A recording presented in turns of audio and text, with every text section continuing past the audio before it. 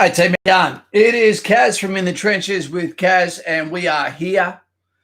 Wasn't going to come on tonight, but I thought, hey, look, just as I've had a hectic day colouring in with the little one, I don't mean little one, I mean little one, doesn't mean that you're not potentially sitting at home thinking, what do I do tonight? So, poof, if we can say that, I'm here to fulfill your needs or give you a place to go. This is In the Trenches with Kaz. We are a global channel, meaning we have one subscriber from outside Australia. We are the forever channel. We take our time, we get things done, but we're also very stream heavy so that you can go and ask questions, float a topic that you may need to talk about. We've been talking here with JC, Jackie Turtle. We've got Dane Smith there, who's about to go and have dinner. I'm not sure what he's going to have. We've got Lucas James. We've got Midway. We've got Travis there who just got some fantastic news. What is that fantastic news, Travis? Well, that is Travis has just now been accepted in the coldest month of the year to go into Kapooka, followed by his initial employment training to infantry. So great to hear we've got a run on the board there. Well done. We bought a mystery gift for one of our great subscribers today, and I can't wait for him to get it. How am I going to get it to him? I wonder. We're yet to see a moderator come on because we haven't actually told them that we're going to be on tonight. This is a bit of a snap stream for them and for you. Regional. G'day, mate. How you going? We've got Neil Maxed. You can't get more Max than that. That's Max. We've got Zaki. Hello, Kaz. How are you doing? Lucky to finally catch you live. No problems, mate. And as we said, tonight was a minefield. We put it out there. You saw it. We've got Joy there, told that on the intake for infantry on the 27th of this month, April, 2 days after Anzac Day. So it looks like what we said the other day about a lot of people's intakes being potentially cancelled because of the virus. It doesn't seem to be panning true. Maybe that was fake news from Kaz. As a matter of fact, we also had Travis. Not only is he about to have dinner, but he had his U session via the phone, and he'd love to talk to that about us the next few days. So it'll be interesting to see how these U sessions occur. I don't see how it can work personally, because a lot of what we get actually taught. Wait 2 seconds. A lot of what we go off is character, actually seeing you face to face. So I don't know if we're going to get some freaks slip through the net, so to speak, as some of our moderators would say, catching some people swimming outside the flags. But don't know. We'll see. That's not my problem to solve. That's the military's. And we're in weird times. So be it. Okay, let's whack this up for some more light on Kaz's Cruet. Mr. Buckaroony, I hope he's out there. Decky O'Halloran, hey, Kaz, mate, I'm wondering what your thoughts on 2RR is. I really want to be in the amphibious unit. It's what I've worked for the last 4 years, and that means you're a good swimmer. I'm from the 2nd Battalion, mate. Second to none, the Royal Australian Regiment, the best damn unit in Australia. Bam, there we go. Do you like that one? The Skippy badge. That's the badge, that's the ICB, the Infantry Combat Badge that goes above, okay, the medals that you acquire during a military career. The Drunk Irishman. That's a good name. You wouldn't have to put drunk. You'd expect that for the people that ate potatoes for so many centuries but didn't think about throwing a line in to make it fish and chips. There we go. Conor McGregor's fight apparently is called off too, which is sad. We've got Kane Higgins there. G'day, mate. Thanks for the phone call yesterday. No problems at all, mate. We've got Neil Maxed. I've got my assessment session for combat engineer on Thursday. Wish me luck. I will wish you luck, mate, because there is an element of luck as we speak now, and it's important that you get the proper representation. None of this was your fault. What's this video about tonight? That says change is coming. Are we ready? Do we have the leadership within our country? I'm quite happy with ScoMo at the moment. Not everyone agrees. I'm happy with him because I say to myself, could I do better? And the answer is no. Can I suggest better? That is great for all of Australia, and the answer is no. Would we even have much of the virus in Australia if it wasn't from a fuck-up from New South Wales, the state I'm in right now, if they hadn't let the Ruby Princess dock? But at the time that happened, this was also felt like it was a nothing burger And that's what the rest of the world thought, including Fauci at the time, the US main doctor. We're in for different times how we bounce back. Are people going to be wearing these masks for the next 30 years because they don't want to be, told they're wrong? Germaphobes reveling in this. I told you.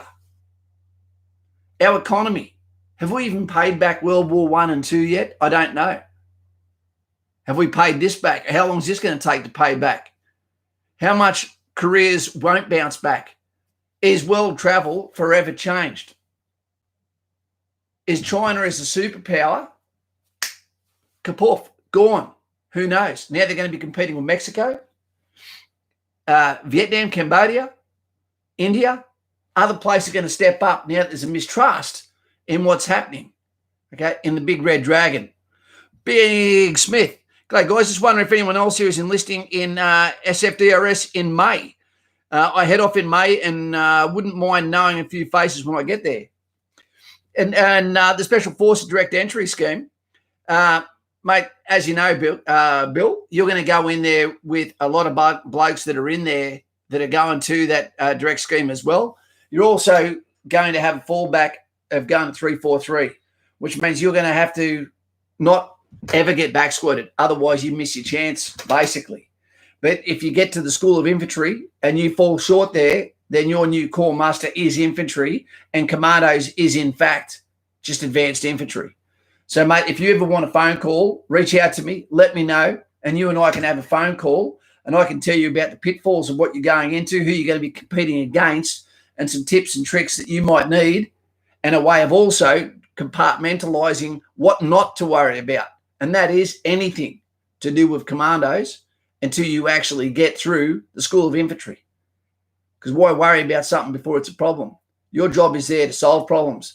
And those problems solved is going to be passing everything and treating everything like it's a mission to get you to the end of the yellow brick road, which in fact it is. And I think you're up to the task, and so does the military. They don't stuff around with their applicants for the DRS system. So well done, mate. Hector, the hero of Troy. Kaz, what's a good beer? Well, I am a Corona drinker. And when I'm not a Corona drinker, I'm a 4X drinker. When I'm not a 4X drinker, I'm a Summer Bright drinker, as you can see represented behind me. There's my Corona, and there's my Summer Brights up there with Superman. And when I'm not doing that, I like my Tassie beers too. Bogue's Premium, because to the girls it looks like there's a guy that can afford air conditioning. It's an expensive beer, but it tastes great.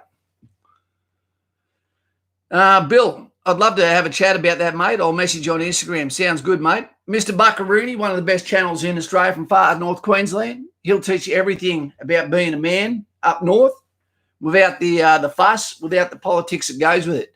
So if you decide to jump over to his channel and subscribe, that'd be a great thing. He won't change. If he got to 1 million subscribers, wouldn't change. He's like me. Won't change sexually either. Kangakithi. I had a friend that was sent back from Kapuka as it's on hold. I haven't heard that yet, KK.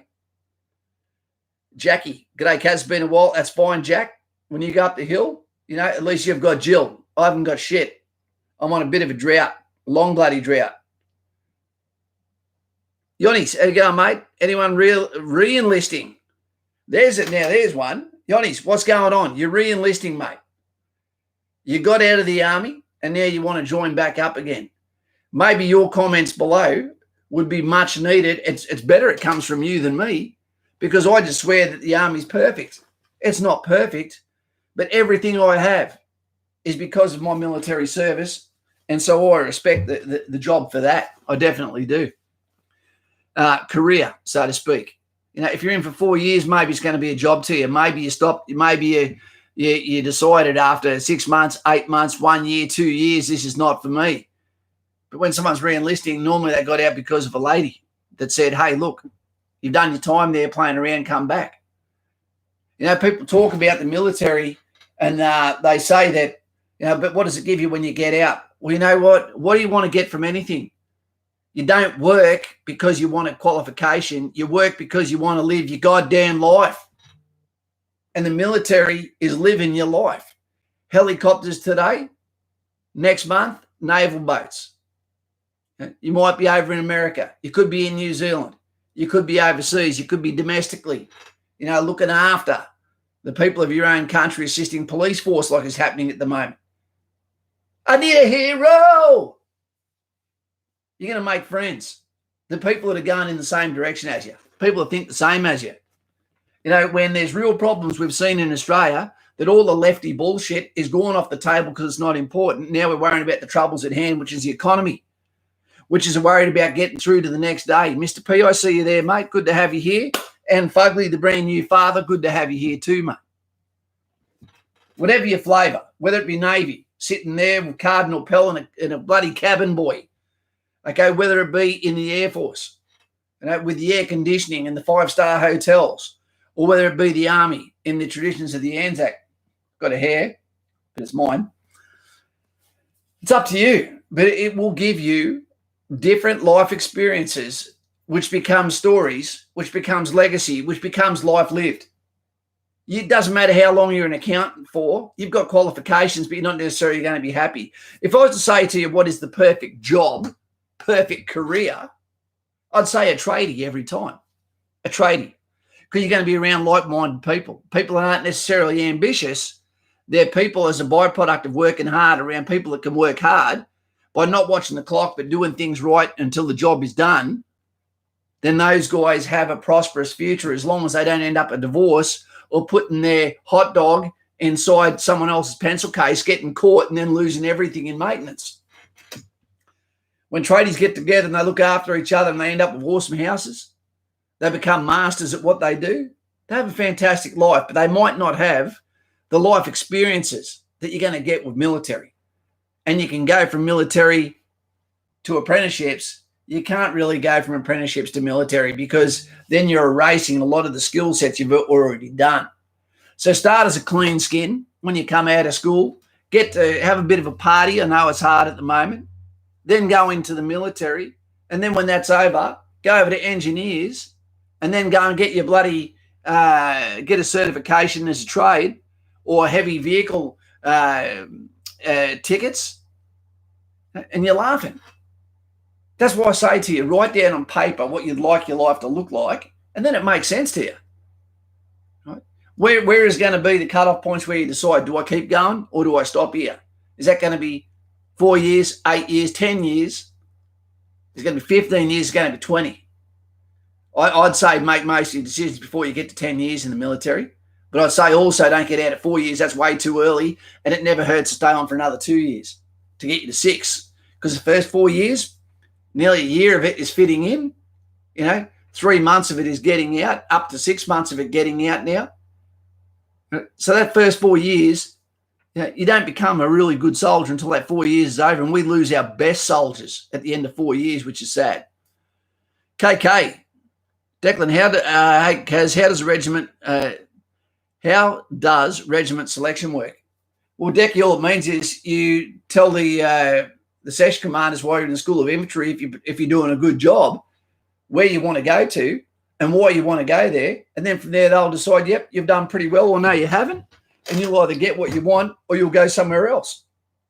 If you get sent to Adelaide and you didn't want to go there, the land of the single mums, okay, cold water all year round, shitty training grounds, and you can probably tell you weren't really at the top of the heap at School of Infantry. Paddy Irish, how you going, mate? Are you back to a six-pack, mate? Or are you still enjoying the pasta and the yeast and the beer?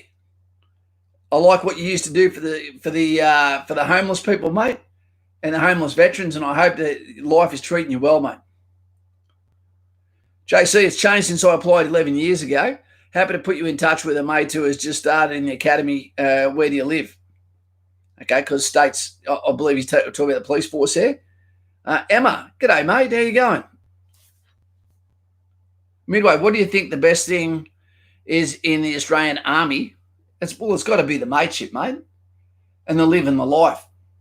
No matter what you do in the military, and more infantry and cav, and mostly infantry, the reason why I rave on about that is it is the furthest from being a civilian.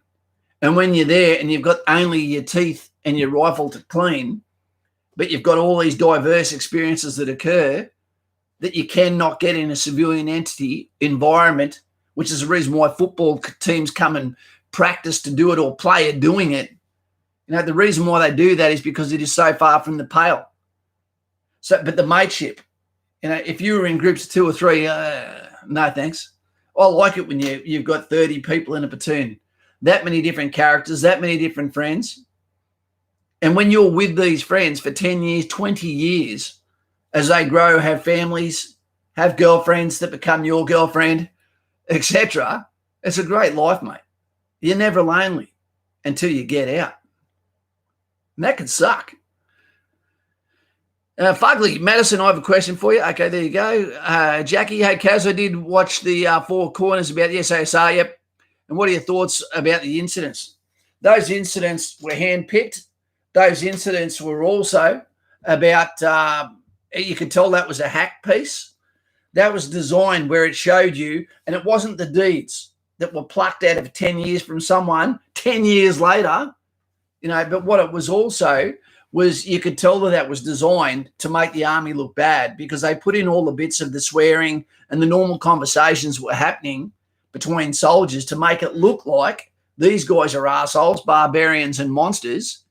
How about none of that comes out and all of that is heard by a jury of their peers that understand what it's like to carry a rifle in a foreign country, fight an asymmetric enemy, right? Fight scumbags instead of soldiers, right? And also understand what rules of engagement are and what it feels like to go atmospherically into those locations, fighting against people using our rules, against people that use no rules that will target anyone, and know that there's also a corrupt system that protects them when you do capture them, hands them in, then puts them back out, and then you see a mate with their legs blown off or their life taken by the same person because of red tape from people that sit behind a desk with a big red phone, who won't take a pay cut during fucking coronavirus. Yeah, that's my opinion.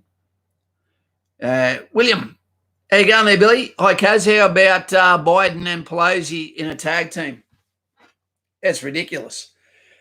Barack Obama has really embarrassed himself by endorsing, with full honesty, Biden. No one on the left has given a single answer to the crisis that's occurring. It's disgusting. Not a single thing. All they've done is try to get in the way of the man, the elected president, the commander-in-chief, who's doing his job, saving lives. Just the fact that people are dying, that's not his fault. That's governor's fault who wasn't prepared.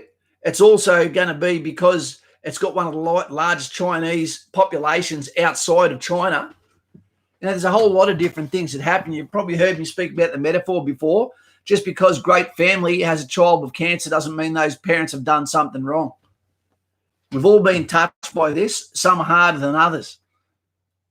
The leadership, I judge what they do about it. And if you're the first one to put in the closed borders, if you're the one that is enabling the Navy to be used in treatment of the sick, the making the ventilators, the re-rolling of private industry into making those ventilators, doing everything you possibly can and more, while also using your balls to say, we can't close down forever because this economy will kill us just like the disease will. Right? It's hard work to do. And there's a lot of fake news getting around there. There's a lot of things, and the media complex is trying its hardest to keep you scared as hell. It showed aerial views of Hart Island doing mass burials when that happens 2 or 3 times a week, for the last 100 or so years. It's a pauper's burial. That's what happens there. You might have seen the Itchy Coit, Russell Coit. You might have seen that on the news. Prisoners that work on there at Rikers Island. But they don't mention any of that. All they do is show pits where bodies getting stacked up and saying this is because of corona. Not the case. Hey, John Doe, how you going? I'm expecting to see the yellow tape around there, mate. New Zealand dollars, thank you very much. Not Sue Cow. Thank you, sir. I'm going to apply for the ADF. Hope they will have me. Well, if they don't, okay, mate, then you've got another fantastic army being the New Zealand military. Great. But the thing that sucks about the New Zealand military is New Zealand is one of the best countries in the world, one of the most beautiful places I've ever been to. But your training areas are either freezing goddamn cold or wet and freezing goddamn cold. All right? We've got some beautiful environment over here that'll pay you double, right? And you become Australian citizen too. But then you've got to cut away being a New Zealander. Because I do believe citizenship, there should be no dual citizenship ever. You've got to give something up to gain something. Yeah, that's what I reckon. BPK. Okay, as I found out, I passed my assessment day on an over-the-phone interview today. Well done. Your videos really helped me prepare and gave me a good laugh before I had my assessment day. Thank you. That's no worries, mate. You pass your assessment day. That's the hardest day of all. No, it's probably the U session, actually. It's a given that you're going to pass the PFA. But the assessment day is where they get to look you directly in the eye. It's the same blueprint that Obama did when they got into office, only a different method and actors. Absolutely. Team, what I recommend you watch. What I official. It goes for 1 hour and 17 minutes. It's one of the best videos I've ever seen. If you want to get off right now and watch it right now, I'd totally understand, because it's better than anything I can give you tonight. But what it'll do is open your eyes up into an owl that looks into what I've been studying for bloody years, and you see exactly what's going on. And the way they deliver it is a way that you can isolate that video anywhere you want and go, well, that seems a bit far-fetched. I'm going to do some checking on that, and then you find out that's actually fact. So it's backed up. John Doe again. Mate, no more. I'll answer your questions. Not so Cal. Can't do New Zealand Defence Force. I'm the guy that got permanently declined. There you go. Yeah, it's a tough one, mate. And the weird thing is, New Zealand Military Burnham Camp is beside a jail in the first place.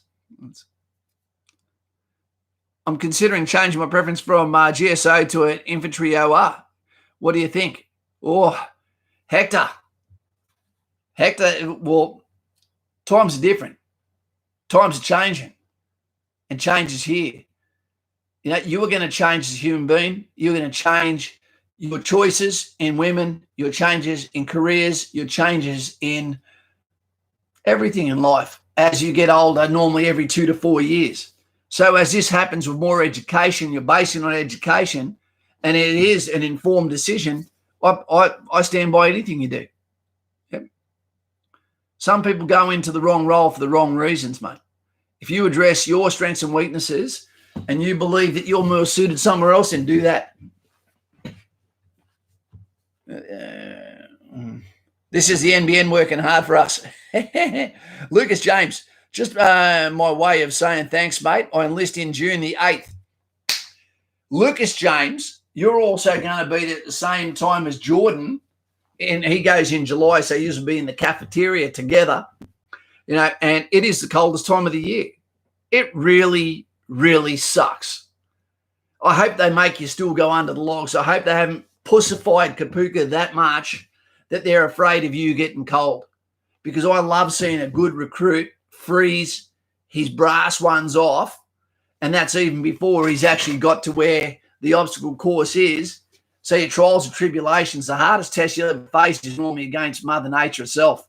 It can be a tough gig. It really can be. And the biggest grown men, you can see that quivering lip as they go, oh, shit, and they start shuffling to go first. But I'll tell you something. If you go first, that means you're wet longer. If you go last, you're not wet as long, because it's not necessarily while you're doing an activity where it's pissing down rain or it's in winter with the ice on it, etc., where you freeze. Where you freeze is once you're wet and then you're standing in line, motionless, or walking back, waterlogged, chafing, getting ready for the next activity with that much time to prepare for the next one. So go in last.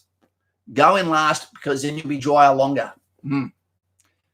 There's many times outfield where I don't care about being cold. It's about covering my orders. Okay, it's about a blackout at night. It's about keeping my equipment dry as much as possible. They don't care about me, and they go, oh, okay, good drills, good to hear. But those little umbrellas, man, there's been plenty of times when other people are going, well, you might as well get wet. We're all going to get wet anyway. Then it stops, and you're one of the only dry people going, I'm actually sweating. That's a good one. Poor Kaz has 50,000 kids around him running at the moment with COVID-19. Yeah, Bucko, I believe Kapooka is running at the same time, but what's occurring is they are keeping the platoons in isolation and social isolating platoons from each other, so they never come into contact with each other. So that way, if there's an outbreak, like the bulkhead inside a ship, that only one compartment can possibly be contaminated at any one time. You know what? They do this for the flu in winter anyway in Kapooka, so it's a little bit more of no change. But what they're not allowing to happen is for parents to come in for the march out procedure that could then contaminate people onto the base. Probably a little bit of lack of common sense there, because at the end of the day, there's still people that come in every day from ship instructors to the people that work at the canteen, the people that work behind the bar, the people that deliver everything. So who knows? Good luck, mates, for the enlistment day. Yeah, good luck. There is luck required. Can't wait for the cold. Going to be mint. No, Jordan, the cold sucks. Cold and wet sucks. Cold, wet, uncomfortable. If you have jack people near you, sucks. Yeah. Thoughts on 6RR? It's an awesome battalion, Noah. It's an awesome battalion. Not just because of Delta Company. 6RR, the Long Tan platoon company. Okay, but because it's just a good battalion.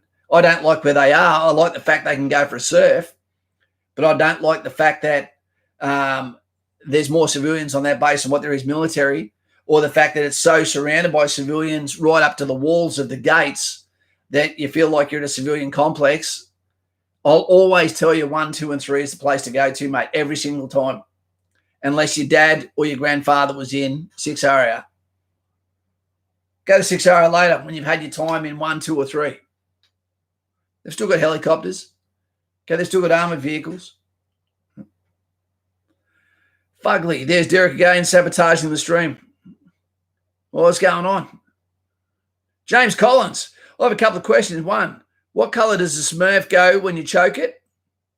I think it goes bluer. Oh, no, we've got 1RR here, Mr. Collins. Where does your lap go when you stand up? Interesting. If swimming is so good for you, why are whales fat? Flotation, buoyancy. And love your work. I love yours too, JC. I really do. James Collins, as we know, is the guy that looks after fallen veterans, okay, when they get injured, okay, when they are medically discharged. He helps them get back up and sometimes gives them the hard truth, and he's not afraid to yell back down the barrel when people start showing bad manners, remembering that he is part of the hand that will feed you in the absence of having the badge on your head. So listen, Kaz, heard of 4 Squadron in the Air Force. Don't know they had ops team. Sorry. Hey, Kaz, heard of 4 Squadron in the Air Force. Didn't know they had ops teams. I never do too much with RAF, mate. You know, Shania Twain, they don't impress me much. If they're in a jet, okay, awesome. Would love to have their support.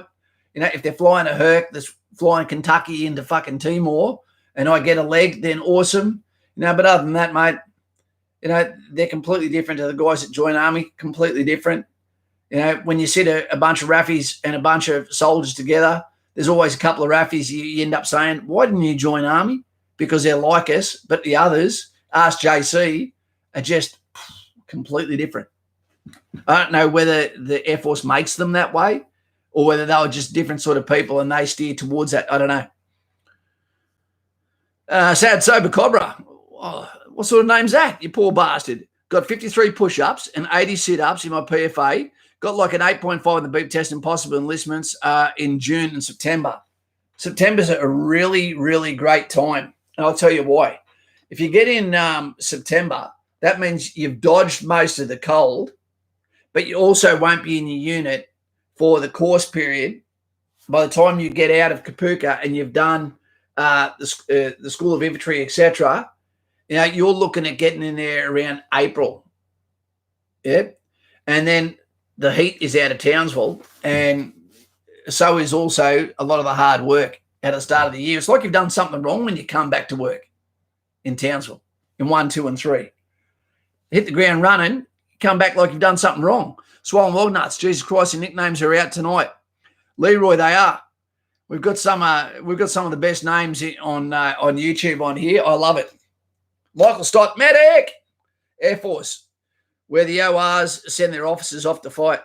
I think I just don't like the fact that they get a chevron on their shoulder, okay, for not necessarily doing a course. We have to earn ours. They get theirs for just being in there. They're also allowed to roll their sleeves up. We're not allowed to. They wore our uniform really badly and wrong for so many years, and they also wore a baseball cap, which is a no-no for us as well. So they were wearing our uniform but breaking all the rules that Army had to abide by, and they looked like sacks of shit. So it made us pissed off to see the double standard that happened for them, that sometimes they got paid more, wore the uniform worse, had an easier career, but were wearing our uniform the whole time they were doing it. It just used to wash up the wrong way. They're not bad, but guys, I know a lot of them, a lot of really good ones. Emma, William, if you do not want to be an officer, fine, don't bother. It is a large commitment. If you're happy, think about all entrance options. By the way, this isn't me saying you shouldn't do it. Think more about it. Yeah, it's like a puppy. When you get a litter of pups, you should get the one that comes to you. You don't pick just the one that's best looking. Get the one that comes to you. Sticky started stream. Where is he? Where's Stickman? Started stream when I was off to Woolies. That's all right. You got to eat. I didn't really give you any. JC's giving me some stick there. Blah, blah, blah, blah, blah, Kaz. JC, you left him as well. Yeah. I know you would have been good in the Air Force. I know you've been good as a cop. But you know that you were trying to get back in the Army. So what does that say to you? You're one of us the whole time, brother. Matty, not too cow. How you going, mate? Kaz, mate, took 17 weeks instead of 8. Enlistment coordinator said I shouldn't have enlistment in the next month or two. Just waiting on the confirmation. That's really, really good news, mate. And Aaron Mills, again, looks like he's finally also getting himself into a position where he might be going to get the gig. So that's great news. Billy, boys and girls, RAF, Navy, Army, all part of the team, all needed in their important roles. That is true. And we will tease each other. And I don't get upset when Navy or Air Force attack me either. I just go, okay, I could see that coming. Leroy, message deleted. Not sure what that one was about. Roland Cummington. Okay, what if they all come to you? I'm not sure. All the pups? You got to take them all on. In places of China, they become an entree. Not Australia. Cody Geddes. Cheers, Brady. I'm very keen, as a bit nervous as everyone is going in. Yeah, you got to be nervous. We're nervous about the things we care about. We're scared shitless of a dance floor. It doesn't mean it can hurt us. What does RAF stand for? Rarely airborne after 4. How does the Defence Force treat you after retirement? William, let me tell you this. This is an important one. Bucko, JC, they know about this. Leroy Majors knows about this. How does the Army treat you after retirement? Exactly the way they should. They don't bother with you. The military's job is to prepare for war. Their job is to prepare for the next threat, not to look back behind them and worry about the veterans. Having said this, there is a fantastic organisation being head up by Jason Harrison, sniper, 2RR, second to none, Royal Australian Regiment. And he started a volunteer work where he works for the 2nd Battalion as a museum curator.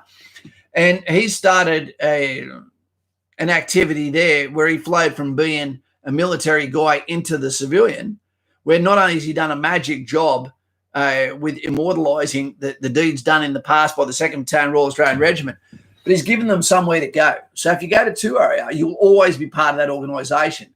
And they do little things like they will turn up and they will cook a breakfast of all the veterans, the retired soldiers will come in and they will cook for the battalion after they go and do a PT activity.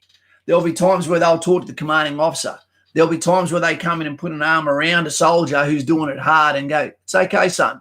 It's all right. Listen in. You're not alone. But the army owes you nothing when you get out. DVA, we'll see if you've got a drama, but we can't have veterans just strolling around army bases asking younger soldiers, can I have a play with that? I used to have that weapon when I was younger. Yeah, it'd be a bloody nightmare, and it wouldn't allow people to move on with their careers. Is there anything we could do? Yes, there is. How does military get looked after? In some ways, we used to get looked after so much better when we had military villages. That happened in Queensland, in Townsville. It happened in Brisbane, happened in Melbourne, happened in Sydney, where we lived in villages. It was all military. Yeah. And I've got plans for the video for that. I've spoken about it before on streams. And I think it'd be awesome. It costs a bit of money that the military doesn't have at the moment, nor does the government. So that'd have to go on the for later. I don't know about that, Leroy. I saw a message of yours that was gone. I didn't get to see what it was. It was so relevant to the mortar crowd too. What was that one, Leroy? Alts. Because I've been really considering this army because I have no idea what I want to be when I'm older, 17 years old. That's about normal. And the army really suits me because I'm really sporty and hands-on. Well, there's no reason why you can't say the reason why you want to go to the military is because you just want to be part of the big adventure. It's the reason why people went to World War I from all countries. It's to be around other people that are sporty. If that's what you want to be around, an outside crew that gets paid well, pays half market rent and has free medical and as much sports as you can poke a bloody stick at in one of the hottest places in Australia, then good on you. Join for that. If that's the reason, that's enough. That's fine. I really question someone who's a marathon runner, someone who goes into a sport where you're bound to lose the longest possible event and don't get paid for it. To me, that's zany. Any marathon runners here? It's like you hate your knees and your ankles. Michael Stott had to sit for 3 hours on a Zoom conference today, and the first 20 minutes was people talking about the stress of lockdown. I don't know what that stress is unless it's money you're losing. You know what I'm saying? We have been almost untouched by this, and we're so goddamn lucky. 2 seconds, team. Tom, the Bull Dozer. Mate, for starters, you don't need to make any donations here, mate. You're already part of the financial arm of the Patreon tree. Nutsu Cow. So, please, if you're part of Patreon, can we just don't worry about the donations on here? Or if you're going to, make it $1, so that it stands out and we see your question in colour. But other than that, we don't know how hard time's going to get. My ex has just been told to take a bit of a pay cut. Here's an interesting one for you. I don't want to talk about her too much in this, but she works for an American company, and you feel like going, if you want to take pay cuts, but the dollar has gone so crazy. If you're paying Australians in American wages, haven't you made enough on the exchange that you're only paying them a pittance anyway? But I'll look after her. She's part of my family, and that's my job. And my role as a man, as a father of a daughter, to make sure that my family are on the lifeboats of Titanic, and I'll just sit back and enjoy the music and the buffet while it goes. Mr. Buckaroony, when you get out of the army, you have to move on, folks. You're a civilian. On the 31st of December 2002, I was a warrant officer and important. On the 1st of January 2003, I was mowing lawns, and I was Neville bloody nobody. It's true. It is true. And you know what? You can't choose to get out of the military and then expect people to be treating you like a legend the next day. It doesn't define you, but what it does, it gives you life skills. Gives you resilience too. G'day, cousin team. Hope things are going as good as they can be, given the circumstances. You're right, Stick. Sorry, mate. There is no description down in Patreon, down in comment section. We keep forgetting to do that. Australia's been real lucky with this coronavirus. And I can tell you, just hold off for a second on questions, team. Midway, Patreon is our financial arm. It's $5 US a month. And basically what that allows is for people to be part of, this is my normal phone, but there's a white covered phone. And what that becomes is the one-on-one bat phone that is there for you able to contact, have conversations, get your questions answered, and also we help others with the money that money comes in for. We help homeless. We help people along the way. We give donations to buying people's groceries. We do all that sort of stuff with that, like Mr. Beast, but on a smaller scale. Yeah. Thank you very much, financial arm that are all sitting in here at the moment, and that includes Kane Higgins, who's here as well. We're not getting told the whole truth. It feels like at the moment, like there is something happening in the world. We know China's lying to us. They knew that there was a problem before there was a problem for us. We're seeing the world, what happens when the curtain is pulled back, the way people react in adversity. It feels like there's something that we're not being told. Is this to make way for another currency, for a cryptocurrency that will be a one world dollar? We're starting to see most countries now are coming up with the suggestion of a chip that will go into people's skin or national ID card, which I'm for an ID card, show me your paper so everyone can say, this is who I am. But I'm not really down with a tracking device. I'm not down with that. It seems like we're just not getting told everything. And I think we'll know soon enough. And I hope we're happy with what the mystery was. That's what I hope.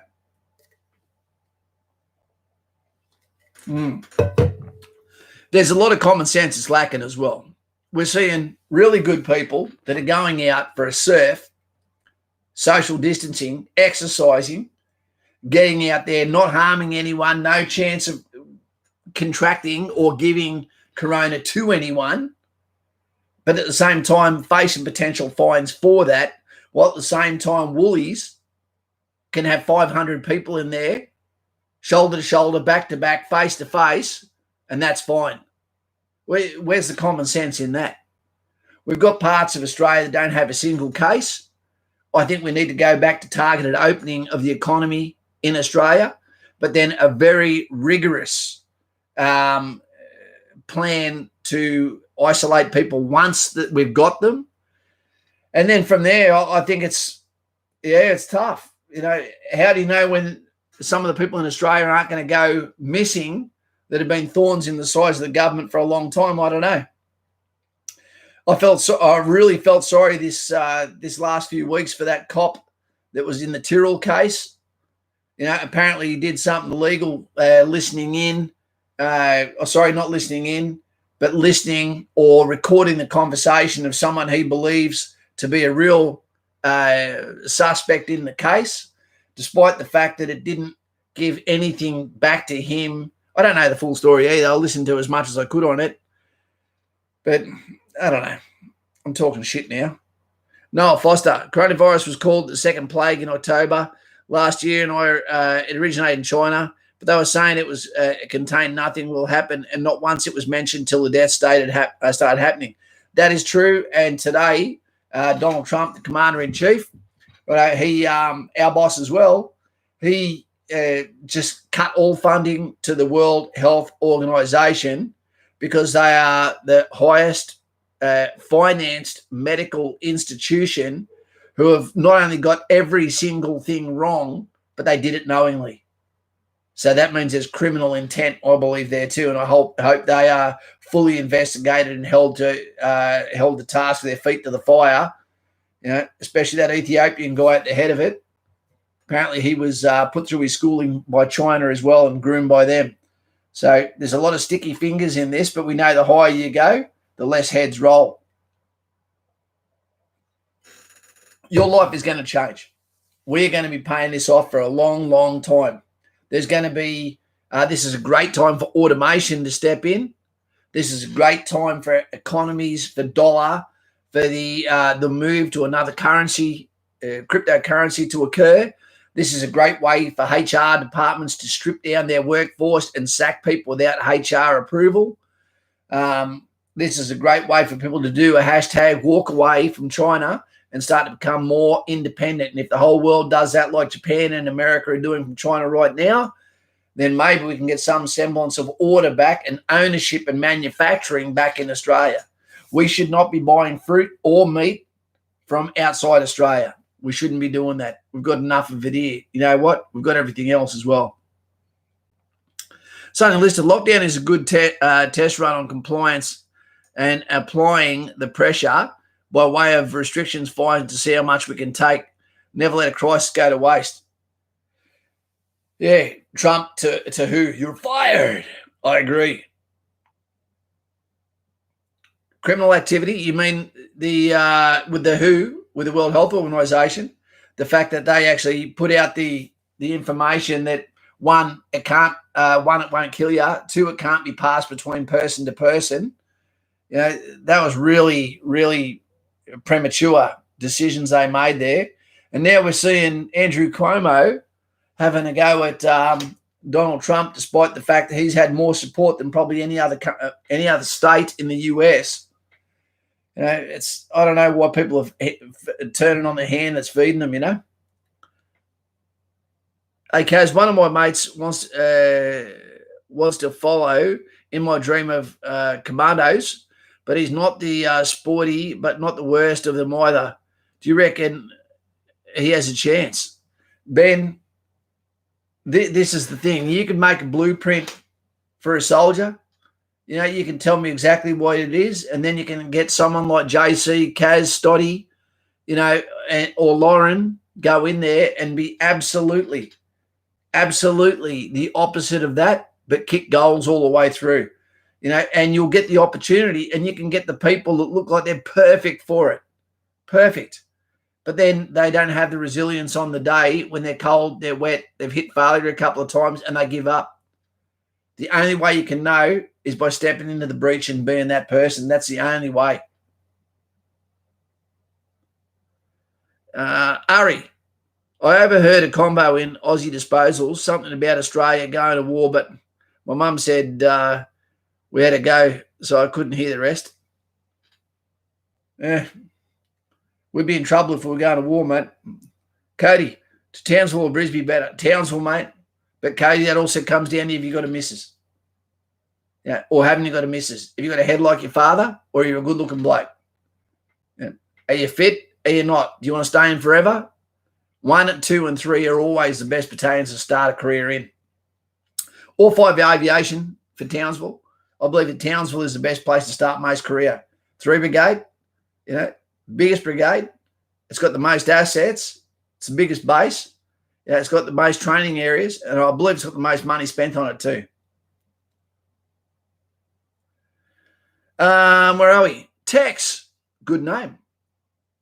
Can you explain the School of Infantry and what's involved, please? Surely can. The School of Infantry, mate, is where you go for your initial employment training to become infantry, or then go through that channel and then become a commando, advanced infantry.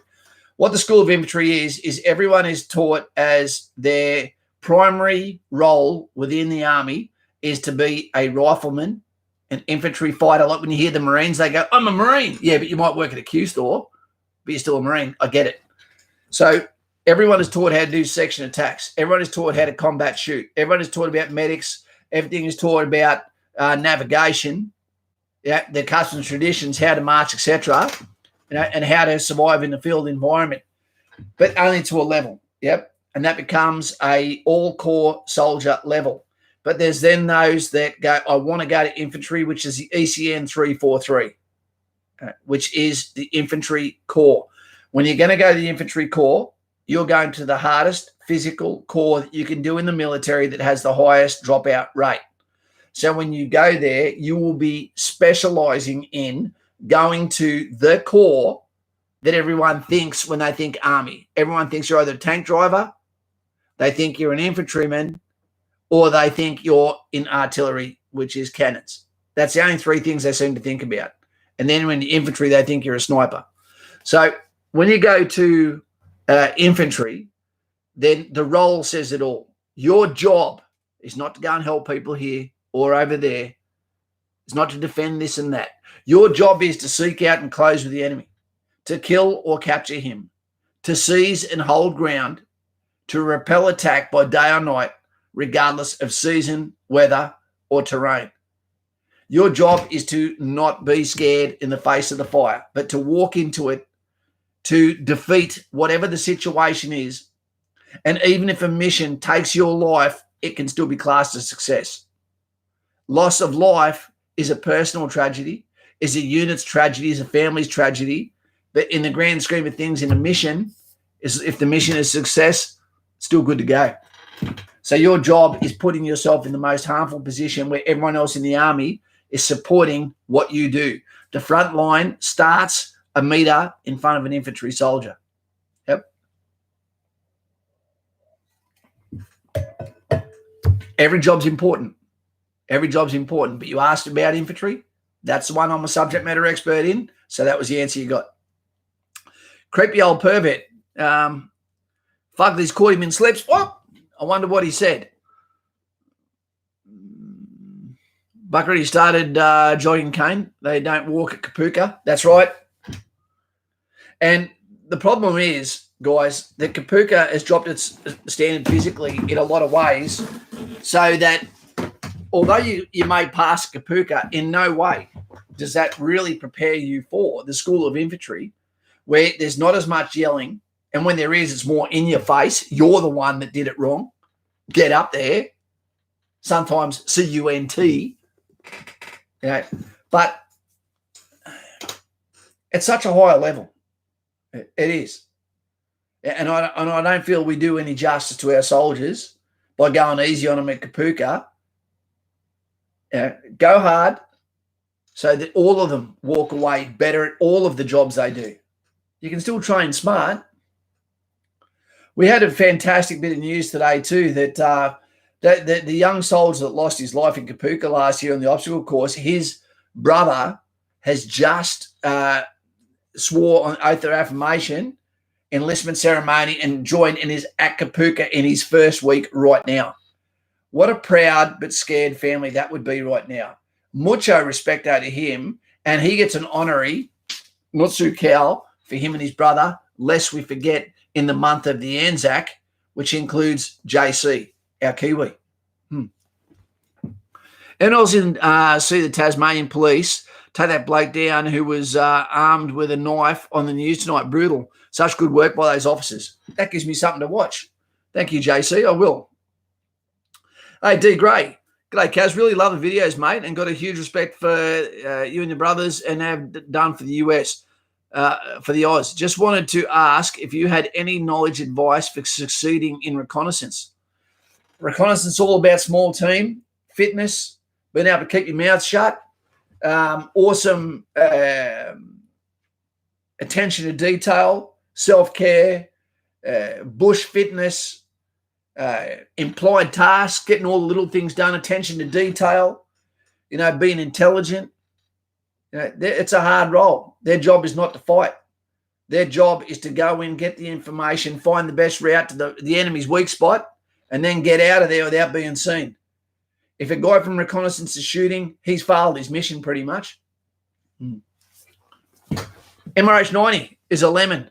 Should have gone new Blackhawks and Apache.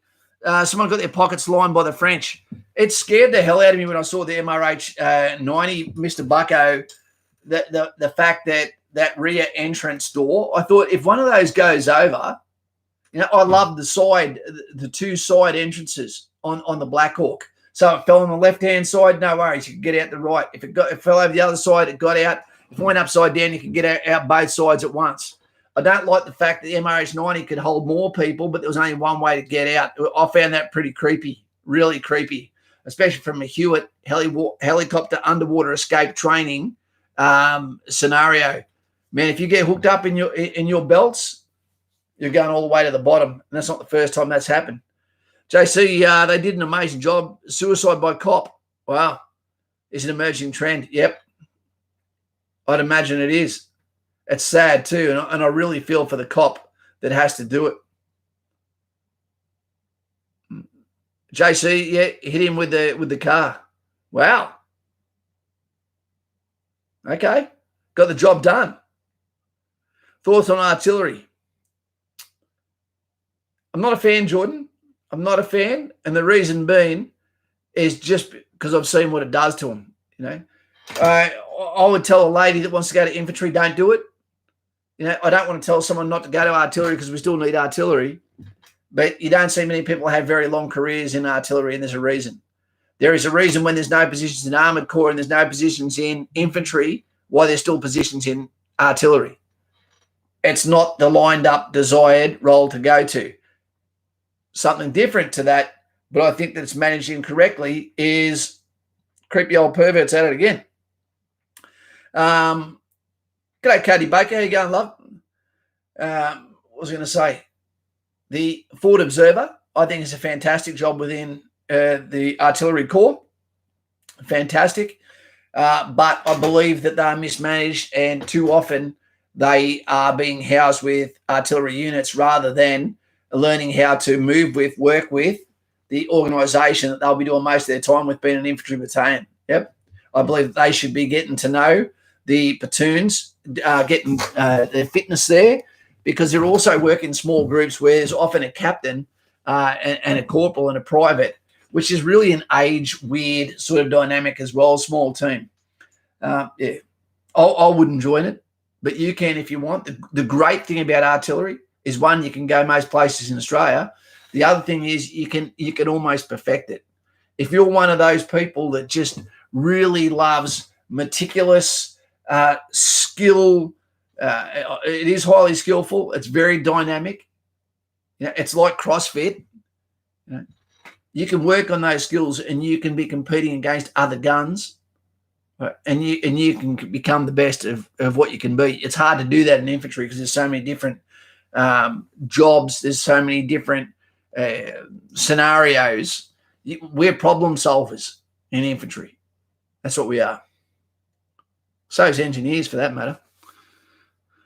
But not as much as Ramey. They solve all problems. Grumpy Digger. Ash, you can apply and go to an interview, but they can say no need, lots of bush time and high praise from the unit. What's that one for? Okay, Mr. Buccarini says Kuwiati saved Delta Company in Long Tan. Yeah, they did. Yep. Bloody hell, Grumpy, I think we just double slapped that troll. I don't know what happened there. Kaz, you have to be really fit and strong in artillery and can handle a drink. That is true. You always want the best people to be in the roles. Just because I say something is not something I'd go for doesn't mean it's ideal for someone else. Yep. They used to be our best boxers as well. Jordan, thanks for the info, mate. Heading to Kapuka on the 11th of May for air defence operator.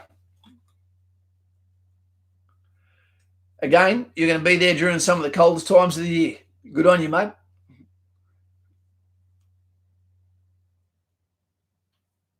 Very competitive on the guns. Yeah, it is. And it's very, very regimental too. You don't have necessarily that familiarity with a section commander with his infantrymen, or a cavalry crew commander with his driver. You're not necessarily going to get that, okay, in the guns. You can, but not always. It's a little bit Lord of the Flies feeling, actually. We've hit the hour here, so we're going to get going in a sec, but I'll talk for another 5 minutes. You've been very gracious tonight. Spartan Mouth. I'd love to hear your conversation, mate. Spartan Mouth. I'd be expecting that I'm going to get insulted for my what do you call it? My hairstyle as we speak. G'day, Kaz and JC and any other vets and cops in the chat. Just want to take the time to say thank you for your service. There's been so much negativity lately, so thank you for what you do. Well, thanks very much, Spartan Mouth. You really look at those people when there's tough times like that to see if they're panicking. If they're panicking, maybe there's something to be worried about. If they're not panicking, don't worry. If they're not panicking, don't worry. Our job is not to panic. But you know why, Spartan Mouth? Because at the end of the day, almost all of you right now, I would allow to get on the life raft of Titanic before I get on myself. I've had a good life.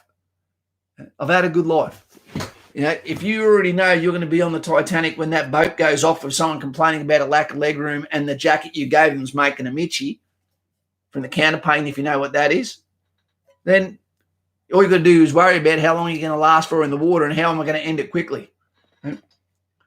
Lachlan McDonald, I'm trying to figure out your Patreon advice. Not too cow for starters. Mate, thank you very much.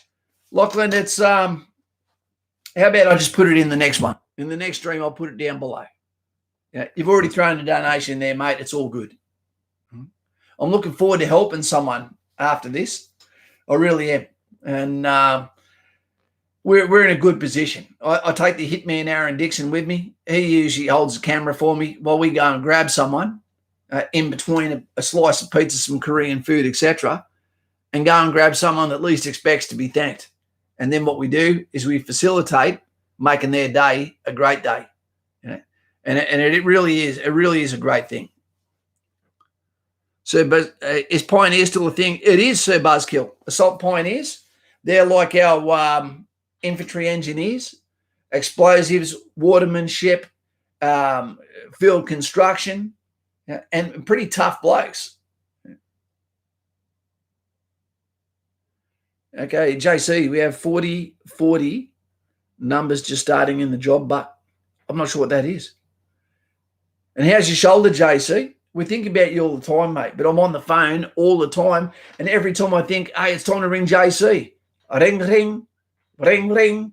Sorry, mate, for those that don't know, big JC there, the New Zealand RAFI, MP, now police officer, got his arm smoked in the line of duty, and now has had an operation, one that went pear-shaped, and this next one is supposed to do. Hopefully, it's fixed you up, mate, and there is a light at the end of the tunnel. But JC is his blood's worth bottling. A Mosquito once told me that, and it's a pleasure to have him with us.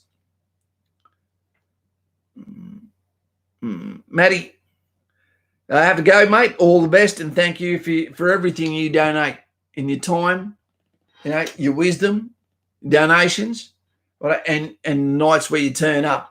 Very calm individual. Noah Foster, my uncle is a medic in the Navy, and a couple of years ago, 3 Chinese warships followed them everywhere, and they were an oil tanker. Yep, they might have been after it's just intimidation. That's what they do. They're not going to throw any punches. Ash Ikaz, hopefully future officer here. Well, there you go, Ash. Do you know if reserves are sometimes allowed to go through the full signalling course if they think they are transition to regular in the future? Ash, I am the man to talk to. I've trained shitloads of infantry officers, Army Reserve officers, and we have had several times where, including a female, Knowles Diamond, her name was, that came over and did the regular ROBC course. But I would say that I do not recommend it at all to you. You are so far behind in the level of training that they've had at RMC compared to the Army Reserve version of officer training, and the fact that they are a closed-knit fraternity within their cohort, that you need to be a team for ROBC. It's bloody hard, yeah? So what happens is when they come there as guys that went for ADVA or RMC, the Bakers, they don't necessarily get along with each other.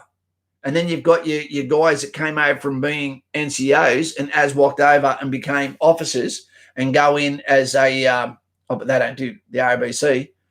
And then you've got sometimes the Army Reservists that come through. We've been very, very lucky that we've had some top quality ones that did okay. But we've had some others that came along and almost straight away, see you later, get out. You don't have a career there now. You've got to be very careful what you ask for. If you ask to be held at a higher standard, and you fall short because you haven't had that intense 18-month training with a group that you're molded with, then you can really make it hard for yourself. JC, can you PM me your number, mate? Please, mate. Love to have a chat. There you go.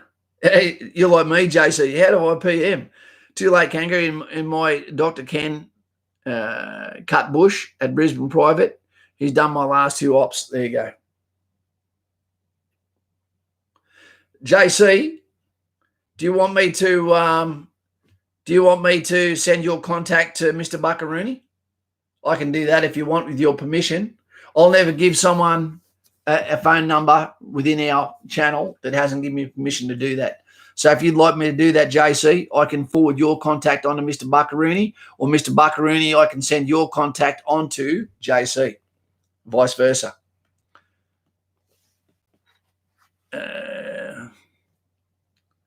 Me too, Jordan. I'll mention to get in there. Hey, Kaz. Mate, Kaz has my number. So, Bucko, I'm right to throw it to JC? I'll give yours to each other. There we go. D. Lynch, work calendar. Any thoughts on the SSOs integrating with the RMC and ad for blokes? Similar challenges or just dependent on the bloke? No, the SSO, they get looked at funny by everyone. The SSOs are your guys that go in that have a skill set already, and due to Army's needs, those guys get to go. And they used to call them knife and fork courses as they come in. But normally you're a more mature lad or lass and can look after yourselves all right. It's fine.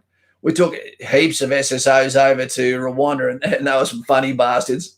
There was a lot of them in Timor too. What do you think of kids going into the reserves compared to full-time? I honestly believe that 19 is the magic age, to go into the regular army. If someone goes to reserves, then it's normally because they've also got a civilian job specialisation, not just retail, and they want to do that for the rest of their life, but they want to offset that because it might be something that's very theoretically based, and they want to build on those skills or mesh them with something that is outside practical, soul building, etc. Army Reserve is not a career. It's not. Regular Army is a career. If you want to give 100%, then you go regular Army. You go to reserves when there is something, a mitigation that potentially stops you from going into the regular Army per se. Yep.